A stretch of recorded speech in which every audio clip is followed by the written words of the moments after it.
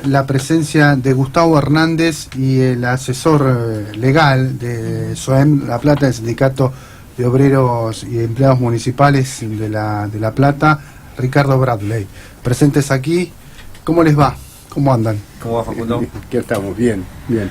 Bueno, decíamos recién, ¿no? Y compartimos con nuestros oyentes esto que fue un anuncio de la gobernadora Vidal del bono de fin de año para los trabajadores de la provincia de Buenos Aires, esperando que en esa misma sintonía el intendente Garro pueda anunciar algo igual o algo similar.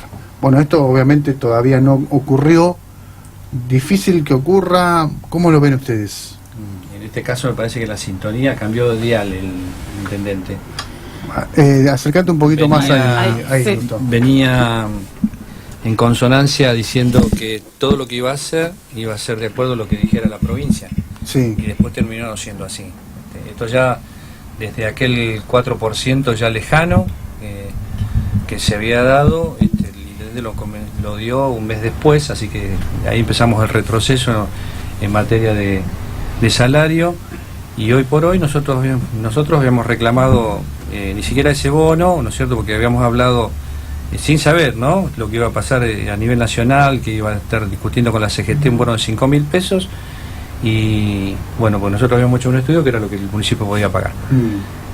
Bueno, hubo una negativa sobre eso. O sea, ¿el municipio puede pagar un bono de 5.000 pesos? Sí, claramente, sí. El dinero para eso está. Como hay dinero para otras cosas, sí, hay dinero para salario. Eso está dentro del presupuesto. ¿Y cómo es esto del aumento del 5%, pero que en realidad se convierte en un 3,67% de aumento, que representa unos pocos pesos? Sí, 350 pesos. Sí, una diferencia de un poco más de 340 y pico de pesos. A los trabajadores de la Municipalidad de La Plata le aumentaron 350 pesos. Claro. 3 litros de aceite. Sí, lejos de lo que es el proceso inflacionario, ¿no? Una vergüenza. Sí, bueno, pero esto es lo que en realidad sucede y no se visibiliza. Nosotros estamos intentando hacerlo, y la manera más práctica de hacerla, como dice, juntarnos a derecho, era una mesa paritaria, pero no ocurrió. Nosotros fuimos convocados a la mesa paritaria y estaba el doctor presente, y bueno, ellos no vino ni el intendente ni otro gremio, que es la misma cosa, ¿no? Y doctor, ¿qué se hace en estos casos cuando está la convocatoria a la paritaria y el municipio no va? Una de las partes no asiste. ¿Cómo se responde eso legalmente? Primero, para hacer una breve introducción a la audiencia, lo que hay que tener presente, que la pregunta que ustedes hicieron respecto de la supuesta paritaria, nosotros, o yo particularmente, digo que es una paritaria trucha, digamos, ¿no? Desde dos planos. Es trucha desde lo jurídico, por esta pregunta que vos me estás haciendo y que ahora te voy a responder, y por lo que también se habló respecto de los 350 pesos, en cuanto a que es trucha desde el punto de vista social, digamos, ¿no? Porque se pretendió mostrar esto como si fuera un gran aumento, y en realidad termina siendo un aumento sumado al de abril, que en su totalidad suma un 23, un 24%, y estamos hablando de un índice inflacionario reconocido por el propio Ministerio de Economía, el propio INDEC, del orden del 50% a fin de año. Ahora bien, fue el propio Ministerio de Trabajo en abril de este año, a instancias de una situación muy similar, en cuanto que se nos negó el derecho a participar en las negociaciones colectivas, que sacó una resolución 85, que ordenó al municipio empleador que nos cite a nosotros que teníamos derecho a participar de esas negociaciones paritarias. Bien, el municipio ha ignorado, y por esto digo que es trucha de lo jurídico, ha ignorado y ha tenido un comportamiento absolutamente arbitrario, desconociendo no solo la normativa de fondo, la ley 14656, sino incluso las propias órdenes dadas por el Ministerio de Trabajo como autoridad de aplicación. Y el municipio puede hacer, o está haciendo lo que hace, porque el Ministerio de Trabajo, en particular la Secretaría de Trabajo, la Subsecretaría de Trabajo, no aplica las sanciones, entonces juega un rol contemplativo, un rol hasta cómplice en todo esto, porque si bien es cierto que citó hace 15 días a los distintos gremios, a todos los gremios con derecho a participar y también al municipio empleador, lo cierto es que el municipio no fue, no participó, lo cual generó un desaire tremendo a la autoridad de aplicación. Sin dudas. Que esto, más allá de lo que te estoy diciendo en términos de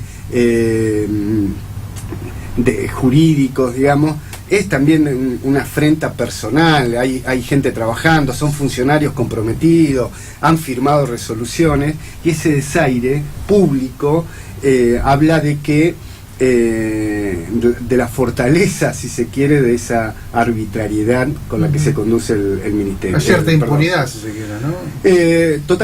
Totalmente, porque a la pregunta que vos me hacías, ¿cómo se resuelve esto? Y mirá, a ver, si la autoridad, en particular la Subsecretaría de Trabajo de la Provincia de Buenos Aires, que es la que el legislador le dio todo el poder, incluso sancionatorio, no lo cumple, precisamente uno de los elementos fundantes del derecho, de la existencia del derecho, de la ley, es precisamente darle al Estado, una tercera persona, el poder, el monopolio del poder, para que mantenga el orden y haga cumplir esa ley, digamos, sí, claro, ¿no? Claro. Entonces, volvemos a situaciones absolutamente anteriores a principios fundantes del derecho moderno, digamos. Claro, sí, se están pasando la ley por cualquier lado. Exactamente, totalmente. Digamos, si no avalado y permitido por la autoridad, ¿se entiende? O sea, la autoridad en todo esto es el Ministerio de Trabajo. Con lo cual, el movimiento sindical, el origen del movimiento sindical está, digamos, su raíz es la protesta, es la acción directa. Sí, tal cual. Lo que se ha evitado y se ha intentado por todos los medios es evitar llegar a esa última instancia. Pero bueno, tanto el comportamiento arbitrario como la conducta contemplativa de la autoridad de aplicación hacen que a la entidad sindical, pero no por sí, sino porque representa los derechos y los intereses de los trabajadores, que en una situación tan angustiante como la que estamos viviendo, no le queda otro camino que ejercer la acción directa. Claro, estamos hablando de que un municipal cobra 9.000 pesos, ¿no? Actualmente. Sí, en realidad, de bolsillo. De bolsillo. 8.700 y pico de pesos. 8.700. Pero que desde el 2016 a esta parte hubo una pérdida del 50% del poder adquisitivo, que en realidad es eso, es un salario que se devalúa. Es muy o sea, simple. no solamente la realidad que ya es angustiante de no poder ir a comprar, sino que en términos generales el se devalúa. cálculo, si vos lo sumás 25%, vamos a hacer número redondo, el aumento que dio en abril sumado al 5%, independientemente de los descuentos, pero vamos a hacerlo lineal. Si vos tenés un 50% de inflación en el mismo periodo, tu poder adquisitivo cayó un 25%. Claro. A esto le tenés que sumar además el periodo anterior, que el aumento fue del orden del 16-18%, con una inflación del 30 y algo por ciento, con lo cual le tenés que volver a agregar ese 25% que perdiste, el otro 16 o 17% que ya perdiste el año anterior, con lo cual estás llegando, en términos de poder adquisitivo, a una pérdida integral del orden del 50%, digamos, en 2 años. Es decir, la gente con lo que percibe cobra el 50% de lo que consumía hace 2 años. Claro. Lo cual habla de esta calamidad social, digamos, porque estamos hablando además de un índice inflacionario que en la calidad de vida del trabajador municipal es muchísimo más fuerte, porque mucho de lo que se analiza en el índice inflacionario no es lo que consume el trabajador municipal. El trabajador municipal consume tarifa de transporte público, que le aumentó un 100 y pico %. Tiene toda la canasta alimentaria. La canasta alimentaria básica está en el orden de los 9.000 pesos. El alimento está cobrando un trabajador municipal menos de la canasta alimentaria. Lo que necesita para comer, digamos, y las necesidades básicas. Claramente. ¿Cuál es la próxima instancia? Ustedes están insistiendo con la paritaria, digamos, con el llamado paritaria. Sí, por supuesto. Esto tiene que ser porque nosotros cuando le planteamos al ministerio que vamos de ahora en más qué va a pasar porque no vinieron a la convocatoria, vamos a convocar de nuevo. Pero esto quedó así. O sea, y hasta el momento no... No, bueno, pero esto, lo que decía recién el doctor, esto tiene que ver con una actitud contemplativa, Sí, claro. y decir, bueno, vamos a llegar a lo que fueron discutiendo. O sea, se estaba sabiendo que lo que querían hacer era firmar entre los dos gremios afines un 5% de aumento. Eso dio por tierra todo lo que queríamos charlar ahí en la mesa, que nosotros teníamos una propuesta mucho más clara, más seria. Además del bono de 5.000 pesos, nosotros pretendíamos exponer que debíamos recomponer el salario llegando a fin de año, discutiendo tal vez en algún tramo, en 1 o 2 tramos, llegando al 45%, sabiendo que a fin de año por ahí teníamos algunos puntitos por debajo, pero bueno, estábamos un poquito más cerca. Bueno, esa oportunidad no la tuvimos. Pero bueno, ya vuelvo a repetir, había una actitud contemplativa o cómplice de saber que se iba a discutir otro número ahí, ¿no? Esta es la realidad. Así que nosotros lo que insistimos es que hay que hacer una nueva convocatoria a esa mesa donde ellos no acudieron. Sí, perdóname, y agrego esto, digamos, porque tampoco esto es nada gratuito.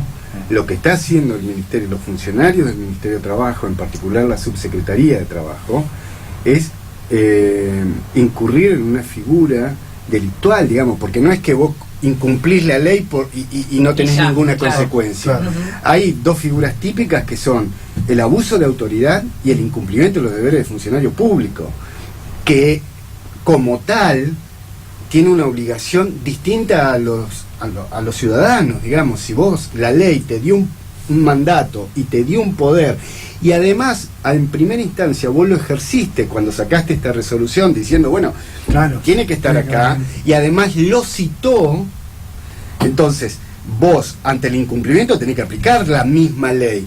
Entonces, esto que nosotros lo sintetizamos como una complicidad por parte del Ministerio de Trabajo, en realidad no es gratuito, insisto, porque están incursos en una figura, en dos figuras penales, y específicamente estamos analizando, entre otras cosas, el inicio de realizar las presentaciones penales por esta figura que le estoy diciendo, que es de una gravedad inusitada, digamos. Imagínate, si la autoridad no te aplica la ley, ¿qué nos queda para los ciudadanos comunes? Digamos, ¿no? Totalmente. ¿Y ustedes con quién están manteniendo conversaciones, digamos, para encarar esta lucha? Porque, digamos, si desde el municipio no les abren las puertas, desde el Ministerio de Provincia responden como ellos quieren, y los otros sindicatos se sientan a negociar, ¿ustedes con quiénes están luchando? Hoy te decía, Ricardo, que nosotros mantenemos conversaciones con la Subsecretaría de Trabajo, ¿no es cierto? O sea, y la figura de lo que sería el viceministro o el subsecretario es el Horacio Barreiro, es el nombre, ¿no? Sí. Bueno, pero lo que pasa es que nosotros hablamos con él en realidad él estaría encargado de solucionar este tema, ¿no? Es más, cuando se hace la convocatoria dice, bueno, nosotros vamos a aplicar las sanciones correspondientes y demás, como te decía el doctor, pero después, además de no hacerlo, nosotros cuando le pedimos las explicaciones correspondientes del caso, dice, bueno, yo no puedo estar presionando a alguien que comparte mi propio espacio político. Bueno, imagínate, digo, bueno, mirá, yo no te estoy hablando de política, estoy hablando de derecho. Claro. El derecho del trabajador es que acá hay una resolución, dice que nosotros debemos estar sentados en la mesa y ellos deben acudir y discutir salario. Aún estando en minoría, no importa. La discusión se tenía que dar. Y dice, bueno, vamos a ver qué podemos hacer.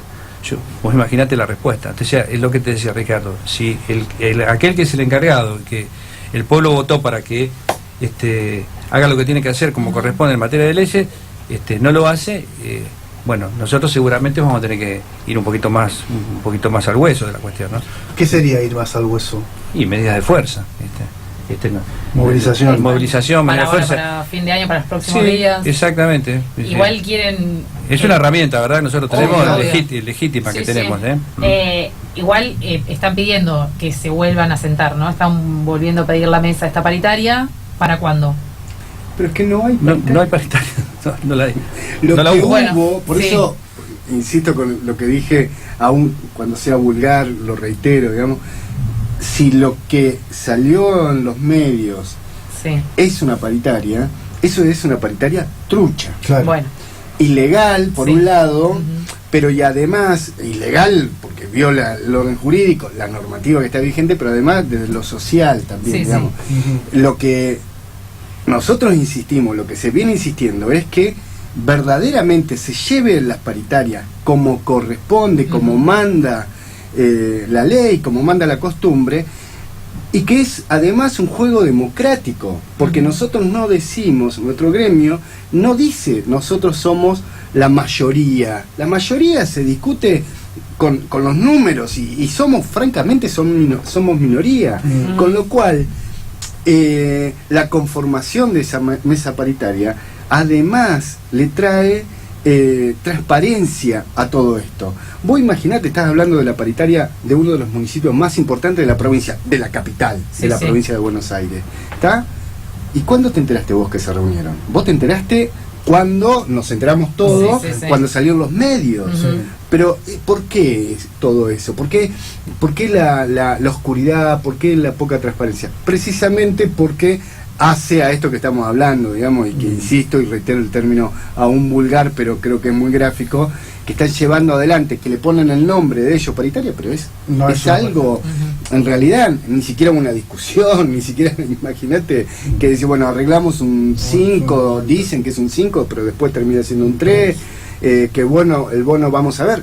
Es más, no sé si ustedes leyeron lo mismo que yo, pero salió en uno de los medios, en un medio gráfico, que en diciembre se iban a volver a juntar para analizar la situación Sí. de cómo iba. Pero es una locura. Si vos ya sabés cómo viene, vos ya Claro. sabés que perdiste un 50%, Ujú. vos sabés las condiciones en que están los trabajadores. Pues, ni siquiera estamos hablando de toda la discusión macro que debería corresponder. Condiciones de seguridad, condiciones de salubridad, condiciones elementales del derecho del trabajo. No estamos hablando de eso, que eso se discute también en las paritarias. Estamos Claro. hablando Ujú. solamente Salario. salario. Sí, sí, sí, ¿Viste? tal cual. Y dicen, bueno, vamos a dar esto, o sea, esta es la lectura que uno puede extraer de todo esto. Vamos a dar este 5% y en los próximos días, en diciembre, nos vamos a volver a sentar para analizar cómo impactó. No, claro. No puede ser tan lerdo, digamos, ¿no? Porque si en 11 meses, no sabés en qué condición están tus trabajadores, mucho menos lo vas a poder detectar en 20 días, digamos, ¿no? Otra de las cuestiones a consultarles el anuncio que se hizo a través de los medios también sobre el pase a planta permanente de 1.100 trabajadores. Digo, ¿qué lectura tienen de esto? Y una lectura donde solamente querer tapar esto que decía Ricardo recién, es decir, bueno, ese 5%. Es decir, esto ya se tendría que haber establecido al principio de la gestión, ¿no es cierto? Cuando esta gestión vino ya debía haber, enseguida tendría que haber actualizado esta situación, porque la ley dice que hay que tener 80% en planta permanente y 20% en la situación contractual o contratado. Esto no se hizo, este es el tercer año y no se había hecho. Ahora se hace de esta manera para decir, bueno, pero también esto tiene, tiene perdona, alguna Gustavo, cosita, pero ¿no? un agravante. Es tan irresponsable lo que están diciendo, porque en realidad es una venta de humo, digamos. ¿Pero por qué? Porque sí, pero es parte del trascendido de cómo fue el acuerdo. Porque esas plantas permanentes tienen que estar presupuestadas. Claro. El presupuesto no está discutido. No está contemplado. No está discutido. Entonces, si vos estás hablando del pase a planta, ese cargo, entre comillas, tiene que estar establecido en la ley de presupuesto. La ley de presupuesto primero que no está, la ordenanza del presupuesto, perdón, primero que no está resuelta, digamos, todavía la tienen que votar y demás, y en segundo lugar, no prevé la creación de los 1.000 puestos, dice que están diciendo.